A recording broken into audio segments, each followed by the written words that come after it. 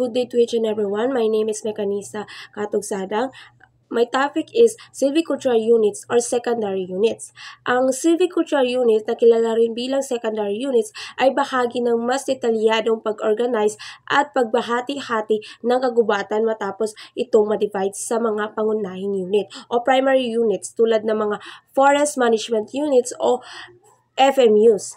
Ang layunin ng mga secondary units ay para mas mapadali ang management, monitoring at implementation ng mga silvicultural treatments tulad ng planting, thinning, harvesting at regeneration. Sa madaling salita, ito ay yung mas maliliit na bahagi ng gubat kung saan aktwal na sinasagawa ang mga silvicultural activities.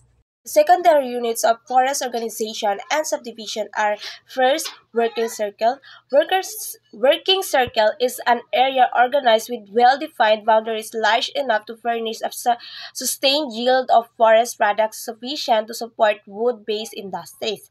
It is clear that allotment to working circle depends on their position and factors of site which together affect the type of products wanted to demanded. The specific composition possible and the type of treatment unit composing a working circle will therefore be stand or subcompartments.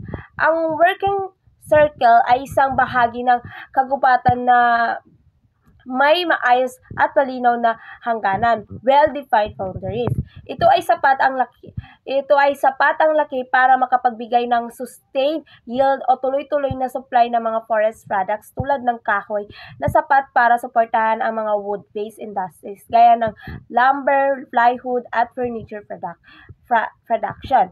Sa simpleng salita, ito yung area ng gubat na planado at organisado ang pamamahala para tuloy-tuloy ang ani ng kahoy habang napapanatili ang kalusugan ng kagubatan.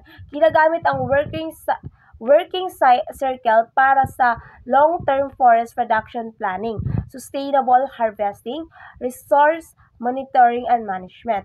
Ang bawat working circle ay maaaring may sariling silvicultural system o treatment method depende sa uri ng puno, kondisyon ng lupa at layunin ng pamamahala sa kagubatan.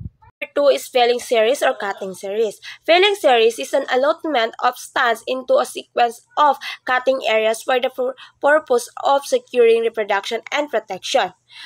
It is an area of forest delimited for management purposes and for forming the whole or part of working circle. Ang felling series ay parang calendar-based na plano ng pagputol ng puno, kung saan ang bawat area ay may taktang panahon kung kailan ito pwedeng i-harvest.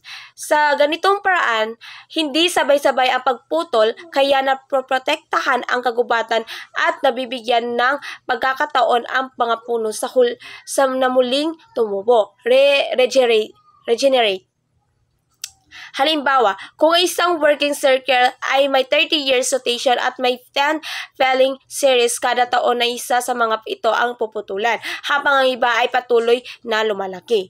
So, the general purposes of identifying and delimiting of felling series are A. To properly distribute felling and regeneration activities to suit the local conditions.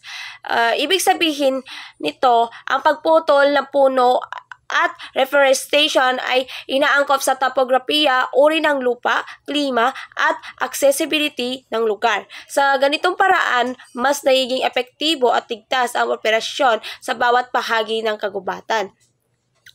B. To maintain or create a sustainable distribution of age classes in the stand.